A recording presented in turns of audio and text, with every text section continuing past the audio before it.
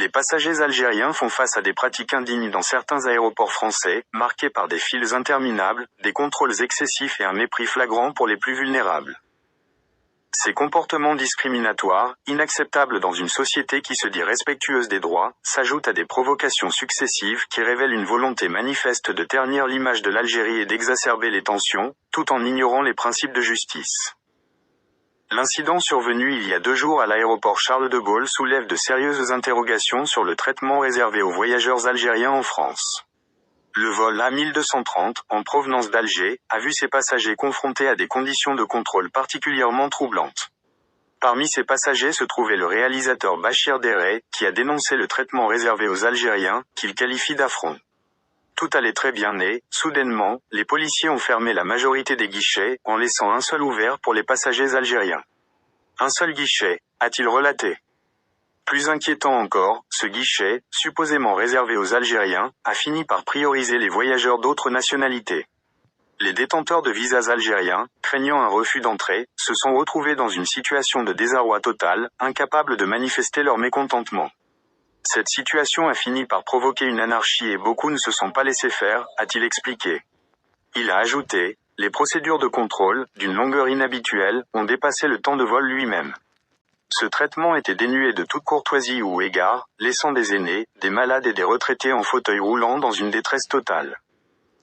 Ce chaos, selon lui, a entraîné une anarchie généralisée, forçant certains à exprimer leur exaspération face à des conditions qu'ils jugent inacceptables. Pour Bachir Deray, ces désagréments posent une question fondamentale, s'agit-il d'une simple coïncidence ou d'une démarche punitive en raison des tensions diplomatiques entre la France et l'Algérie? Alors que l'Algérie a retiré son ambassadeur en France depuis plusieurs mois, il souligne l'urgence de protéger les 3 millions de membres de la diaspora algérienne. Cette communauté réside dans un pays marqué par une influence prégnante des courants politiques de droite et d'extrême droite au sein de ses institutions clés, a-t-il déclaré. L'absence de représentation diplomatique adéquate pour ses ressortissants ne peut être tolérée.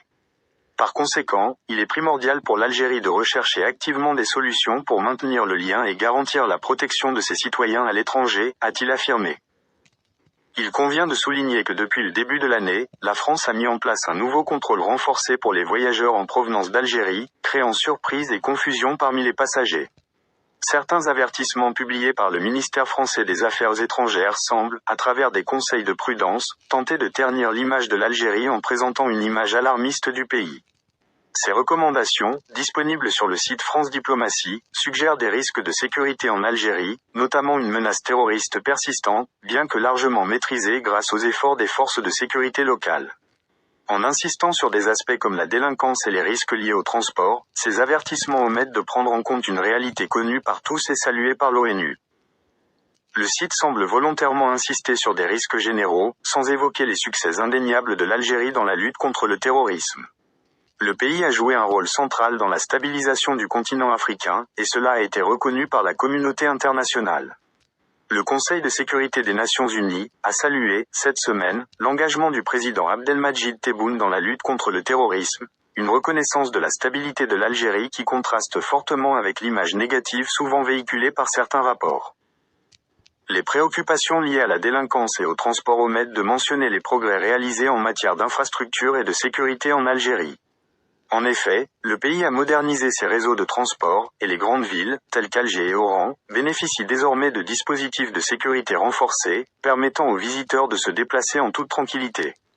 Il apparaît donc que ces avertissements visent à maintenir une image négative du pays. Il est également important de souligner que la France a été classée parmi les pays les plus dangereux d'Europe en 2024, avec un indice de criminalité de 55,3%, selon la plateforme Numbeo. Cette dernière indique que la France serait le pays développé affichant le taux de criminalité le plus élevé au monde. En comparaison, l'Algérie, classée 47e au niveau mondial, avec un indice de criminalité de 52,22, reste mieux positionnée que la France, qui occupe la 37e place, avec un indice de criminalité de 55,17 et un indice de sécurité de 44,83. Ces chiffres témoignent de l'efficacité des politiques de sécurité publique mises en place par l'Algérie, malgré les efforts persistants de certains médias ou institutions étrangères pour véhiculer une image alarmiste du pays.